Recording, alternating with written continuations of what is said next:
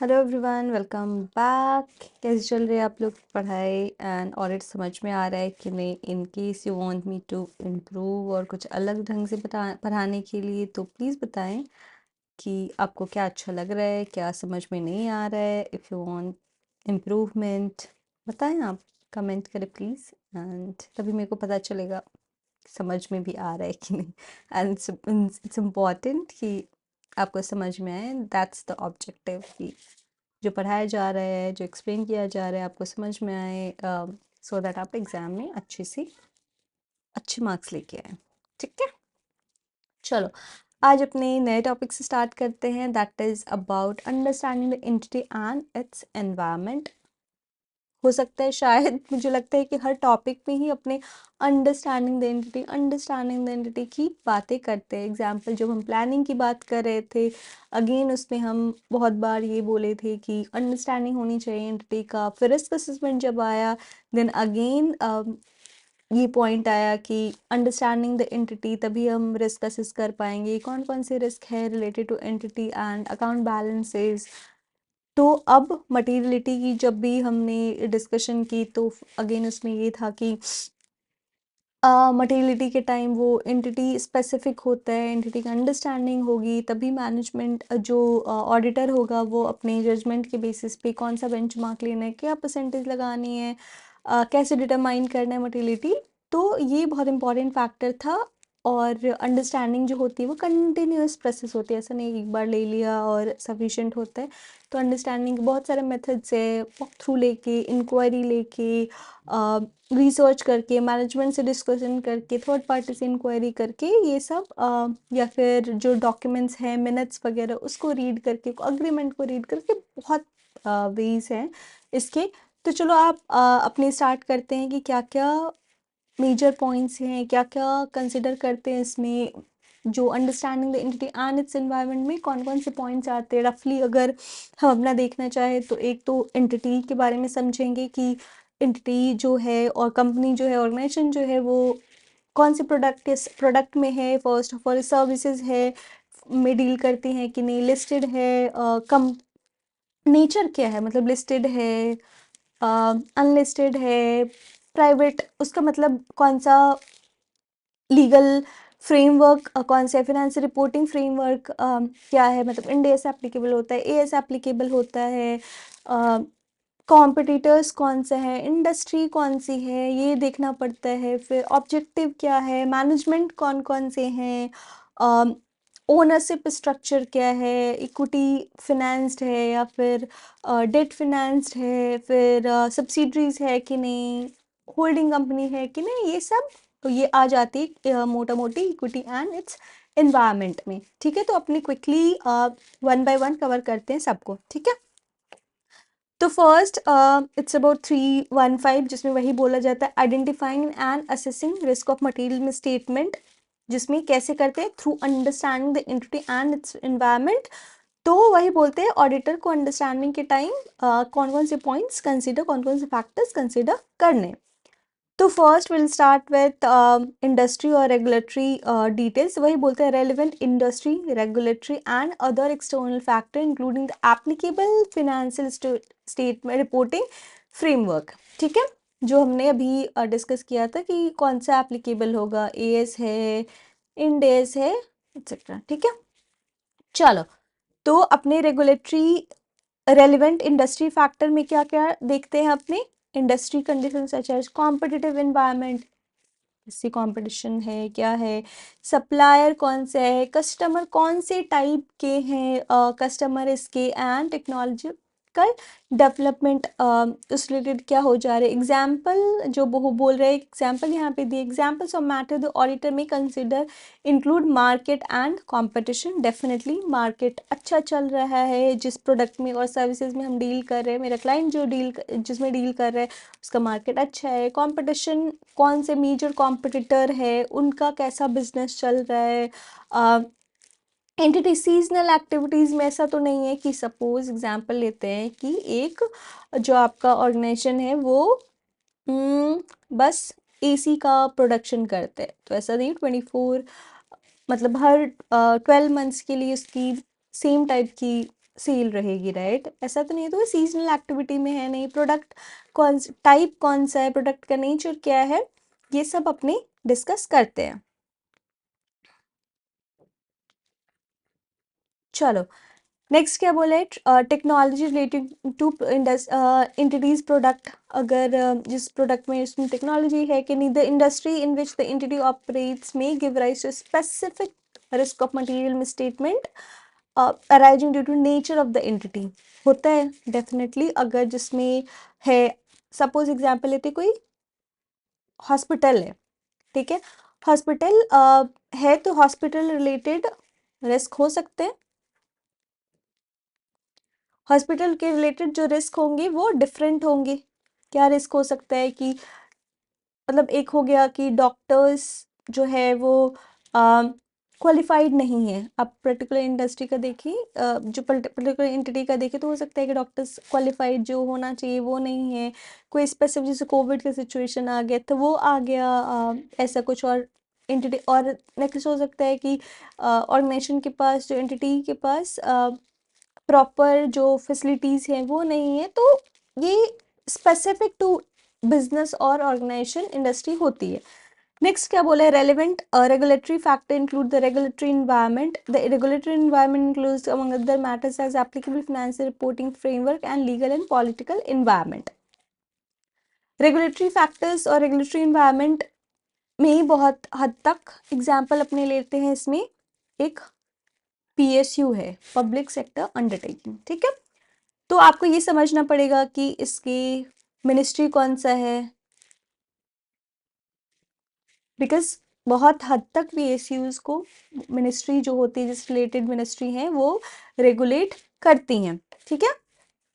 तो आपको ये समझना पड़ेगा कि कौन सा इन्वायरमेंट है, पॉलिटिकल कोई फैक्टर है कि नहीं, जो MLAs हैं वो अफेक्ट कर रहे हैं कि नहीं, PSU को इम्पैक्ट कर रहे हैं कि नहीं, तो वो भी आपको समझने की ज़रूरत है। Example of matter the auditor में कंसिडर इंक्लूड अकाउंटिंग प्रिंसिपल जो एप्लीकेबल है, और इंडस्ट्री स्पेसिफिक प्रैक्टिसेस। सपोज कोई बैंक आपकी ऑडिट करने जा रहे हैं, तो डेफिनेटली जो RBI के रेगुलेशंस हैं, इंडस्ट्री स्पेसिफिक प्रैक्टिसेस हैं, वो आपको ध्यान में रखने की ज़रूरत है।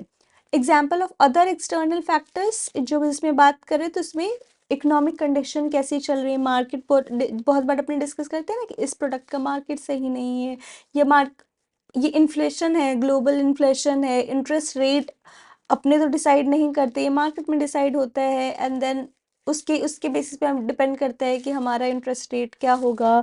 तो ये सब अदर एक्सटर्नल फैक्टर्स आ जाता है, तो ये भी डेफिनेटली समझने की ज़रूरत है। एंड देन ये सब पॉइंट्स इम्पैक्ट करता है risk of material statement determine करते टाइम, और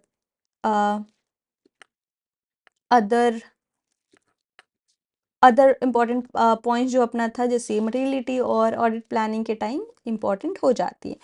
next will talk about nature of the entity.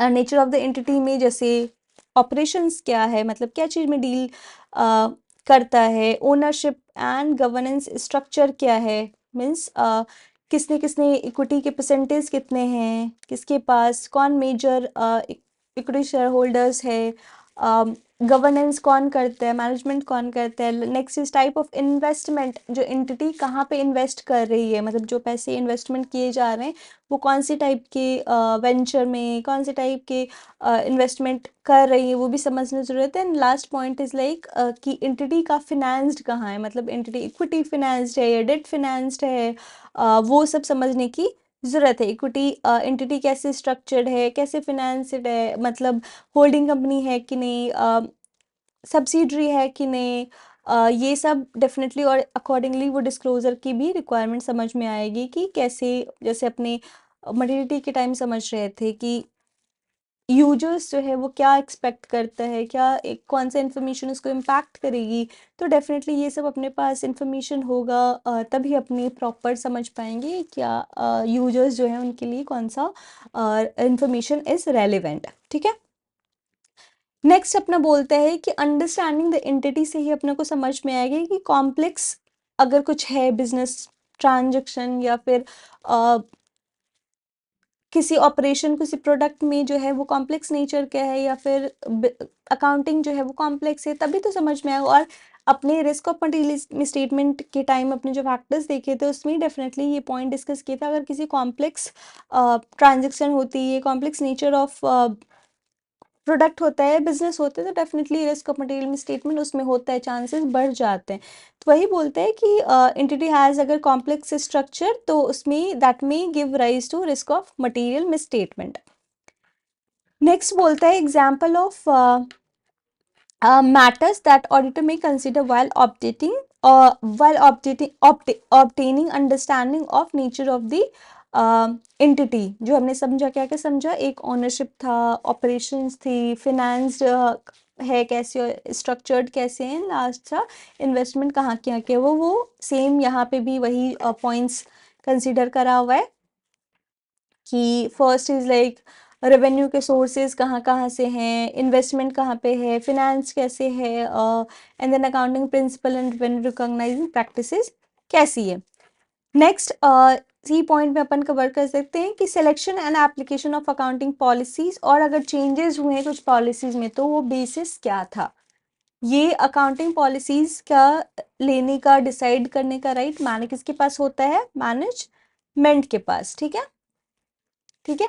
तो ऑडिटर को ये भी समझना पड़ता है कि जो अकाउंटिंग पॉलिसीज लगाई हैं मैनेजमेंट ने वो अप्रोप्रिएट है कि नहीं, और इनकेस कोई चेंजेस हुआ है ड्यूरिंग द ईयर में तो उसका प्रॉपर बेस, प्रॉपर रीजन है कि नहीं। तभी ऐसे तो नहीं है कि कुछ जाके अपने मन से चेंज कर दो, कोई वैलिड रीजन ही ना हो। तो वही है कि लिखा हुआ है कि evaluate whether accounting policies are appropriate for its business, and then वही लिखा consistent with applicable financial reporting framework and accounting policy used in the relevant industry। वही कि ऐसा ना हो कि जो अपने इंड एस और एएस में लिखा है उसके आउटसाइड, उसके जो एरिया है उसके आउटसाइड जाके कुछ ऐसी पॉलिसीज बना दी जो as per financial reporting framework नहीं है, कुछ बेसिस ही नहीं है, कुछ ऐसे वैलिड नहीं, जो मन में आया वो मैनेजमेंट में लगा दिया। तो ऐसा नहीं है, तो इसकी अंडरस्टैंडिंग होनी चाहिए ऑडिटर को, तो डेफिनेटली उसका भी वो अंडरस्टैंडिंग लेगा कि कौन सी पॉलिसीज है, कोई चेंज हुआ है तो उसका प्रॉपर बेस होना चाहिए। Next about objective and strategies. तो अपनी जो बिजनेस किसी भी एंटिटी का होता है तो एक पर्टिकुलर ऑब्जेक्टिव होती है कि एजुकेशन डिपार्टमेंट, एजुकेशन से सपोज रिलेटेड कोई आपका क्लाइंट उसमें डील करता है तो डेफिनेटली उसका एक मोटिव होगा कि स्टूडेंट का एजुकेशन फैसिलिटीज़ अच्छी होनी चाहिए, पासिंग परसेंटेज अच्छा होना चाहिए। तो डेफिनेटली हर ऑर्गेनाइजेशन का, हर एंटिटी का कुछ ना कुछ ऑब्जेक्टिव होता है।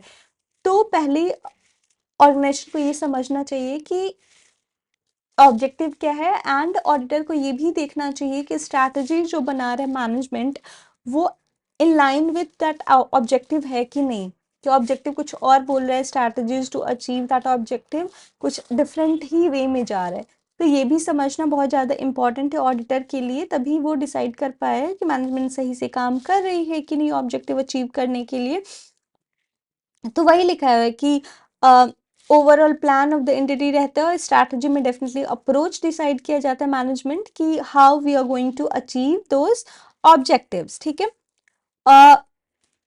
फिर बोलते हैं कि ऑडिटर डेफिनेटली जब ऑब्जेक्टिव ऑफ द एंटिटी और उसके स्ट्रैटेजी को समझते हैं तो बहुत हद तक उसमें उसको समझ में आता है कि बिजनेस रिलेटेड रिस्क क्या है। एंड बहुत बार बिजनेस रिलेटेड रिस्क जो होते हैं, आई एम नॉट सेइंग कि सारे बिजनेस रिस्क जो होते हैं वो रिस्क ऑफ मटेरियल मिसस्टेटमेंट से रिलेटेड होते हैं, उसको होता है, बट ऐसा नहीं है कि बहुत केस में अगर बिजनेस रिस्क रहता है वो अराइज फ्रॉम चेंज और कॉम्प्लेक्सिटी, और कॉम्प्लेक्सिटी का रिलेशनशिप डेफिनेटली मोस्टली ये रिस्क ऑफ मटेरियल मिसस्टेटमेंट से होता है।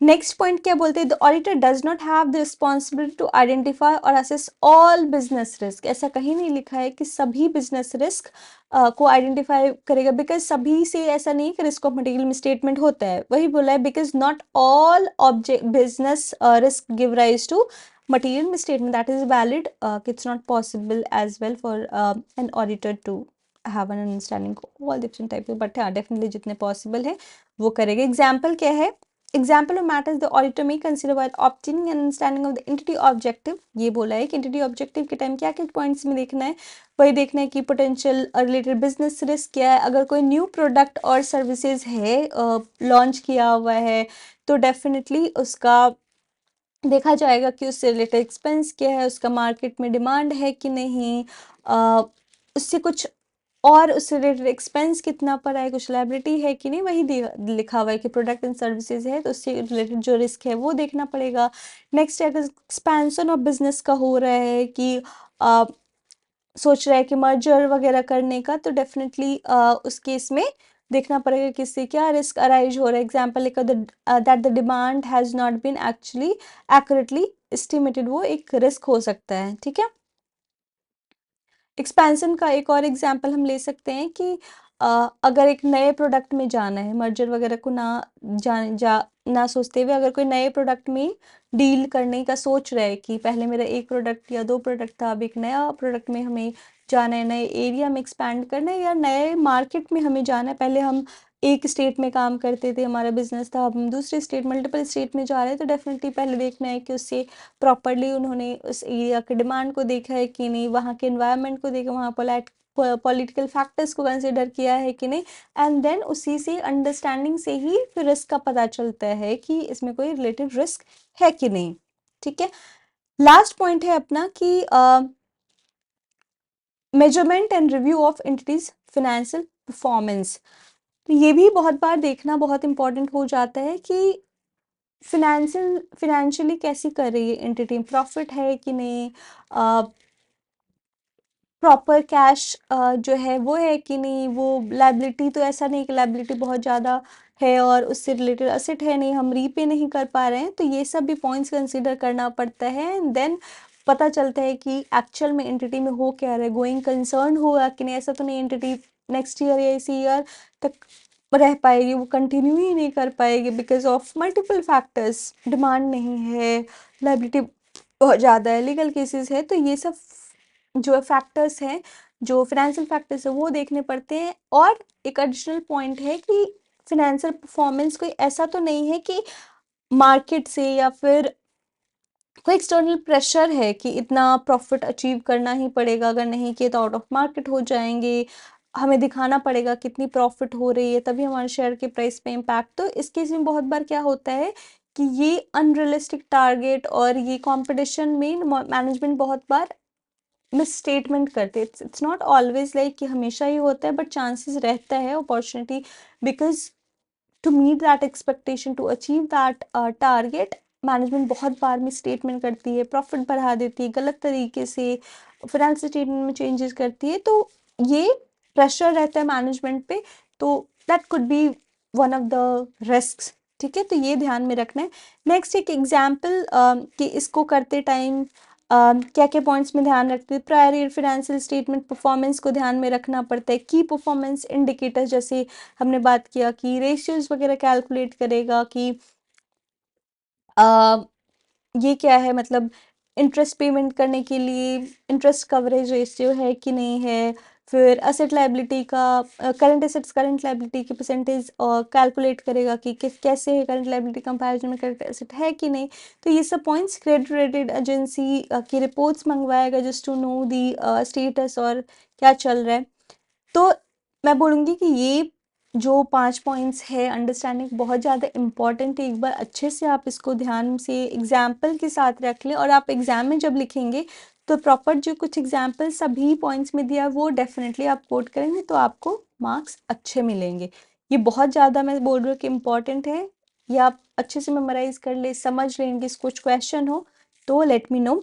अभी के लिए अपनी बढ़ते हैं कि पॉइंट क्या है कि इंटीरियर एनवायरनमेंट को समझना क्यों सिग्निफिकेंट है, ये तो आप खुद ही बताएं कि क्यों सिग्निफिकेंट है, बिकॉज अदर फैक्टर्स जो भी है, मटेरियलिटी कैलकुलेट करना, प्लानिंग करना, रिस्क ऑफ मटेरियल में स्टेटमेंट करना, उससे रिलेटेड जो फर्दर ऑडिट प्रोसीजर्स है, ये अगर अंडरस्टैंडिंग नहीं रहेगा तो अपने कर ही नहीं पाएंगे, सही से ऑडिट नहीं परफॉर्म कर पाएंगे। तो वही लिखा हुआ है कि it's very significant. Definitely auditor को क्या हेल्प करते हैं, planning the audit, identifying area जिसमें स्पेसिफिक अटेंशन देने की, डेफिनेट जो रिस्की एरिया है या बहुत ज़्यादा कॉम्प्लेक्स एरिया है, लग रहा है कि इसमें अच्छे से ऑडिट करने की ज़रूरत है, वो डेफिनेटली वो टाइम ज़्यादा दे पाएगा, उस एरिया को ज़्यादा फोकस दे पाएगा। Next, gathering knowledge about entity business is one of the important principal developing an overall audit plan. Planning में होती है, उसी के स्ट्रैटेजी के पार्ट में अपना मटेरियलिटी भी है, ठीक है। विदाउट नॉलेज अपने नहीं कर पाएंगे ये सब। एंड लास्ट पॉइंट इज कि अंडरस्टैंडिंग एंटिटी जो को भी वन टाइम प्रोसेस नहीं, ये कंटिन्यूअस प्रोसेस होता है एंड अकॉर्डिंगली उसके बेसिस पे आपको प्लानिंग में चेंजेस करना पड़ता है। Planning is also continuous process. Audit materiality है, उसमें भी चेंजेस करनी पड़ती हैं। रिस्क ऑफ मटेरियल स्टेटमेंट में भी चेंजेस करना पड़ता है। तो ये जो अंडरस्टैंडिंग एंटिटी वो कंटिन्यूअस प्रोसेस है, ऐसा नहीं है कि एक बार हो गया एंड मतलब that's it. Very important point कि क्या लिखा हुआ है कि एग्जाम्पल्स इसमें कि professional judgement throughout the audit में क्या क्या क्यों ज़रूरत होता है, अंडरस्टैंडिंग की रिक्वायरमेंट किस में होती है। तो बोलते हैं कि रिस्क ऑफ मटेरियल में स्टेटमेंट होती है, डिटरमाइनिंग मटेरियलिटी में होती है, selection application of accounting policies को देखने के लिए कि ये जो अप्रोप्रिएट है कि नहीं वो देखना। स्पेशल कंसिडरेशन जो मैंने बोला, कोई रिस्की एरिया है, मर्जर किया या फिर न्यू प्रोडक्ट में ऐसा कुछ कॉम्प्लेक्स प्रोडक्ट में डील करने जा रहा है तो उसको स्पेशल अटेंशन की ज़रूरत है। तो उसको पता अंडरस्टैंडिंग होगी तभी वो एरिया आइडेंटिफाई कर पाएगा, right. Next is like expectation for use. अगर कोई एनालिटिकल प्रोसीजर करे, कोई टेस्टिंग करे कि प्रायर ईयर में क्या था, करंट ईयर में कुछ चेंजेस तो नहीं हो पाए, अकॉर्डिंगली वो एक्सपेक्टेशन बढ़ा दे। सपोज एग्जाम्पल अपने लेते हैं कि सैलरी की टेस्टिंग कर रहे हैं और अगर प्रायर ईयर से करंट ईयर में करें तो आपको चेंज होते हैं, राइट। हर ईयर एम्प्लॉय की रेटिंग के अकॉर्डिंगली वो परसेंटेज सैलरी कुछ ना कुछ बढ़ता है। तो आपको अंडरस्टैंडिंग होनी चाहिए कितना परसेंट बढ़ा है, तभी तो आप एक्सपेक्टेशन कैलकुलेट कर पाओगे। नेक्स्ट इज की अंडरस्टैंडिंग होने से sufficient and appropriate audit evidence का इवेलुएट कर पाओगे कि जो हमने लिया है इंफॉर्मेशन और डॉक्यूमेंट्स क्लाइंट से वो अप्रोप्रिएट है कि नहीं, और मैनेजमेंट ने जो भी प्रोवाइड किया है वो वैलिड है कि नहीं, मतलब मैनेजमेंट का रिस्पॉन्स और इंक्वायरी रिटर्न रिप्रेजेंटेशन है कि नहीं, वो सब सही है कि नहीं। तो overall at the end I will say कि understanding an entity is very important, basic foundation होता है। उसी के बेसिस पे आपके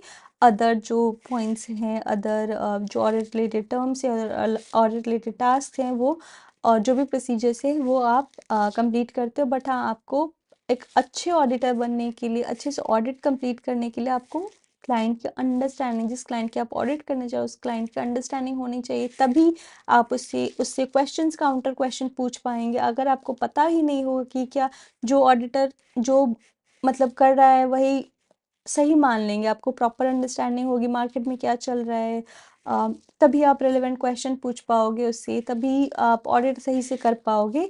तो ठीक है, अच्छे से प्लीज़ पढ़ लेना एक बार जाके जो मैथ है, और इनकेस कुछ क्वेश्चन होगा तो लेट मी नो। चलो तब तक बाय, टेक केयर, मिलते हैं नेक्स्ट क्लास में।